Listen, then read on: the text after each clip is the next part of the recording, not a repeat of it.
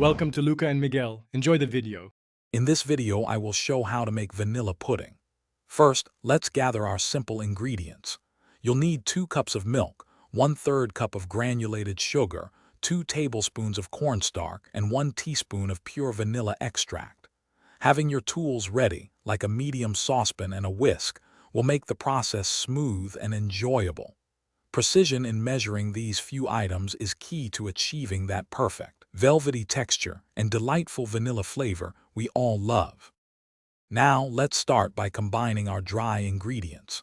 In your medium saucepan, whisk together the 1/3 cup of sugar and the 2 tablespoons of cornstarch. This crucial step helps prevent any lumps from forming later when we introduce the milk. A well-whisked dry mixture ensures a smooth, consistent pudding. Take your time here to make sure everything is perfectly blended, setting the stage for a wonderfully creamy dessert.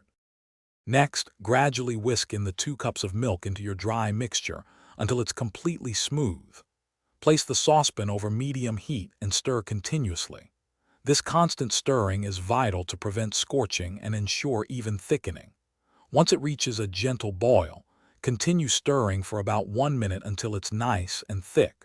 Remove it from the heat immediately and stir in the 1 teaspoon of vanilla extract for that classic flavor. Finally, pour your warm vanilla pudding into individual serving dishes or a larger bowl.